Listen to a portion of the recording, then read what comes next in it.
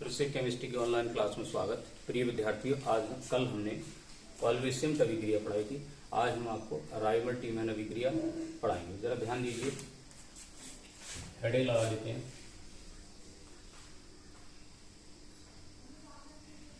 Rymer टीमैन अभिक्रिया, Rymer टीमैन अभिक्रिया। देखिए, सबसे पहले लिखने से पहले इसको जान लेते हैं कि राइमर टीमैन अभिक्रिया होती क्या है। यह एल्कोहलिक ग्रुप की बहुत ही इंपॉर्टेंट अभिक्रिया है। राइमर टीमैन नाम का एक वैज्ञानिक था, उसने इस अभिक्रिया की खोज की और खोज करके क्या बनाया जरा जान लेते हैं। राइमर टीमैन नामक वैज्ञानिक ने फिनॉल की अभिक्रिया क्लोरोफॉर्म और NaOH के साथ कराकर सैलिसिल एल्डिहाइड बनाया। इसीलिए इस अभिक्रिया का नाम राइमर टीमैन अभिक्रिया पड़ा। चलिए तो चलते हैं ऑनलाइन क्लास की ओर। हेडिंग लगा लें आप लोग, राइमर टीमैन अभिक्रिया। सबसे पहले फिनॉल की अभिक्रिया क्लोरोफॉर्म के साथ क्षारीय माध्यम में NaOH AQOH से कराने पर ध्यान देंगे। सबसे पहले इस बेंजीन रिंग पर ONA जुड़ेगा। ONA सोडियम फिनॉक्साइड होता है, कल भी मैंने बताया था। और यहाँ जुड़ता है CH और O, ये एल्डिहाइड ग्रुप होता है। ठीक है, सोडियम फिनॉक्साइड एल्डिहाइड, इसका नाम हो जाएगा।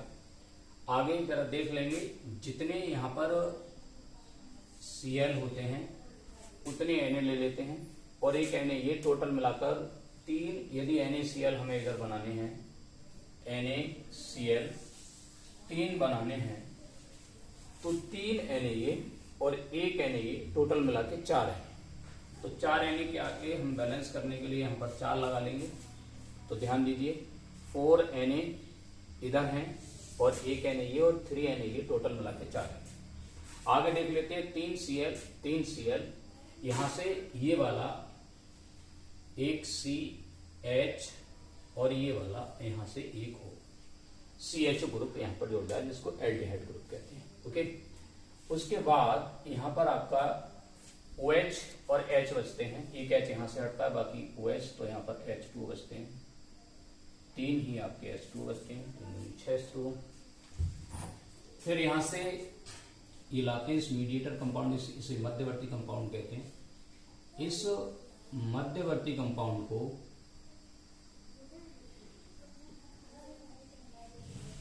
और CHO, इसकी रिएक्शन हम कराते हैं HCl के साथ एसिडिक मीडियम में। जैसे ही क्रिया HCl के साथ कराते हैं तो सैलिसिल एल्डिहाइड बनता है। ऊपर आपका ध्यान देंगे, ये वाला Na और ये वाला Cl अलग हो जाता है और ऊपर ये वाला H इस O से जुड़ जाता है, ऊपर हो जाता है OH और यहाँ पर हो जाता है CHO प्लस NaCl। ध्यान दीजिए, सबसे पहले फिनॉल की अभिक्रिया क्लोरोफॉर्म के साथ NaOH से कराने पर मीडिएटर कंपाउंड बनता है। इस मीडिएटर कंपाउंड की क्रिया HCl से कराने पर डेल्टा Y हीट होता है। इससे कराने पर आपका सैलिसिल एल्डिहाइड बनता है। इन दोनों अभिक्रिया को ऐड कर लेंगे। ऐड करने के बाद दिस पोजीशन इज कट, इस पोजीशन को हम कट कर देंगे। ऊपर से जब लाएंगे तो इस पोजीशन पर जरा देखेंगे, यहाँ पर आपका फिनॉल होता है, ये फिनॉल आपका OH हो गया। प्लस जरा देख लेंगे, कुछ भी HCl CH3Cl CH इसका नाम क्लोरोफॉर्म और ट्राइक्लोरोमेथिन प्लस 4 NaOH। कैमरामैन यहीं रहो, जाना नहीं है, यहीं बैठिए। CHCl3 4 NaOH plus HCl। ध्यान दीजिए, तो हम इसे डेफिनेशन में मान लो प्रोना है तो फिनॉल की अभिक्रिया क्लोरोफॉर्म के साथ NaOH और HCl के साथ कराने पर सैलिसिल एल्डिहाइड प्राप्त होता है। तो इस अभिक्रिया को राइवरटीमन अभिक्रिया कहते हैं। देखिए एक NaCl ये और एक NaCl ये, तो टोटल मिला के कितने NaCl, 4 NaCl प्लस 3H2। नाम लिख देता हूं, ध्यान रखना है। इसका नाम फिनॉल, क्लोरोफॉर्म, इसका नाम सोडियम हाइड्रोक्साइड, ये हाइड्रोक्लोरिक एसिड, क्लोरिक अम्ल है। इस कंपाउंड का ध्यानपूर्वक नाम सुन लीजिए, इसका नाम है सैलिसिल एल्डिहाइड या NaCl है, सैलिसिल एल्डिहाइड। ये सोडियम क्लोराइड साधारण नमक के नाम से जाना जाता है। ये जल है, ध्यान दीजिए। तो ये हमारी राइवरटीमन अभिक्रिया थी। फिनॉल की अभिक्रिया क्लोरोफॉर्म NaOH और HCl के साथ कराने पर सैलिसिल एल्डिहाइड बनता है, तो इस अभिक्रिया को राइवरटीमन अभिक्रिया कहते हैं। नंबर 2 युग्मन अभिक्रिया।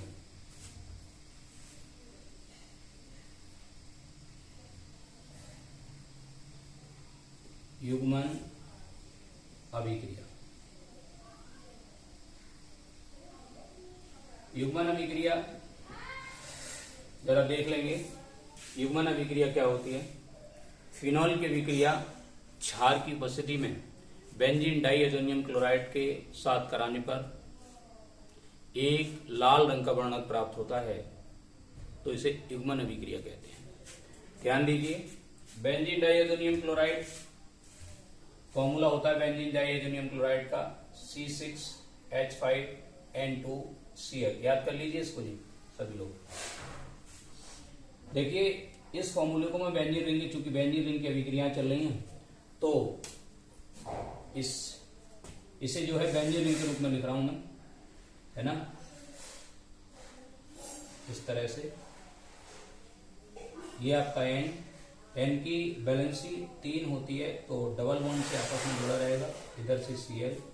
यहां पर आपका ये बेंजीन रिंग है और इसका ये जो H है ना वो इधर निकाल लेता हूं मैं, ठीक है, यहां पर प्लस का साइन, और इधर आपका OH, ये इस तरह से OH जरा देख लेंगे। अब NaOH एक क्षार होता है, इसकी उपस्थिति में ये अभिक्रिया हो रही है, ठीक है। यहां से जरा देख लेंगे, ये वाला आपका यहां से H और ये वाला Cl, बाकी पूरा कंपाउंड जुड़कर अलग हो जाएगा। कंपाउंड का नाम होगा पैरा हाइड्रोक्सी एजोबेंजीन। दोबारा से सुन लीजिए, para hydroxy azobenzene, N double bond N, और यहां से इससे बेंजीन रिंग जुड़ जाएगी।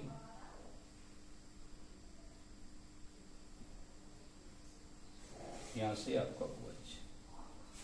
अब जरा देख लेंगे, बाकी HCl अलग हो जाएगा।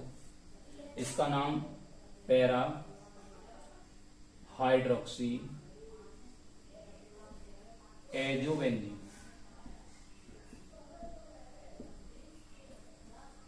एजोबेंजीन इसका नाम है। ये बेंजीन डाइएजोनियम क्लोराइड,